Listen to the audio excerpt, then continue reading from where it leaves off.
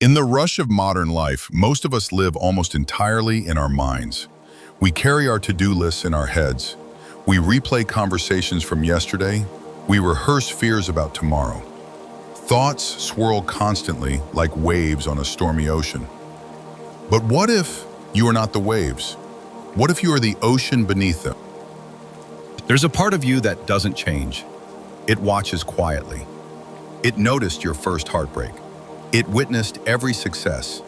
It was there before the anxiety, and it will remain after the storm passes. The Bhagavad Gita calls this part of you the self, untouched, unmoved, eternal. Not your name, not your job, not even your thoughts, but the awareness behind it all. In chapter 6 of the Gita, Krishna says, "For one who has conquered the mind is the best of friends. But for one who has failed to do so, the mind will remain the greatest enemy." This is not metaphor, this is instruction. According to the Gita, the human being carries two selves. The lower self, impulsive, reactive, caught in pleasure and pain, and the higher self, the silent observer, the soul. When the lower self dominates, we identify with every passing thought. We become our stress. We become our craving. But when we remember the higher self, we create space, a gap, and in that gap lies freedom. The Gita isn't a book of philosophy spoken in an ashram. It's a conversation on a battlefield. Arjuna isn't just facing warriors, he's facing his own mind. Doubt, guilt, grief, confusion.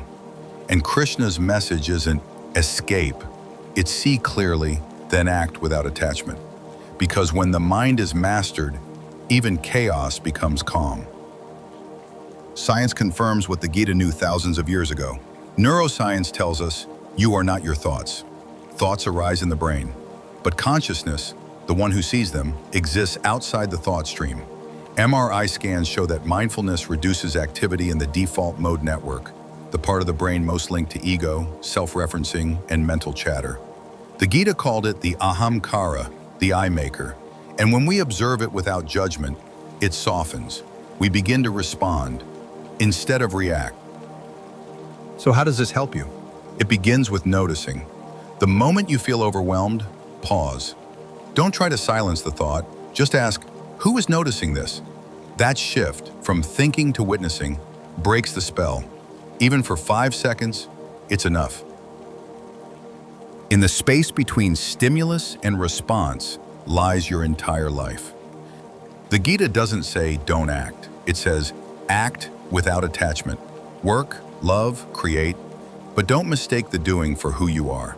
You are not the noise. You are the one who hears it.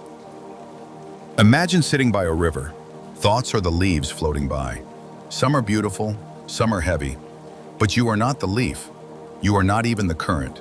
You are the bank of the river, the stillness that sees.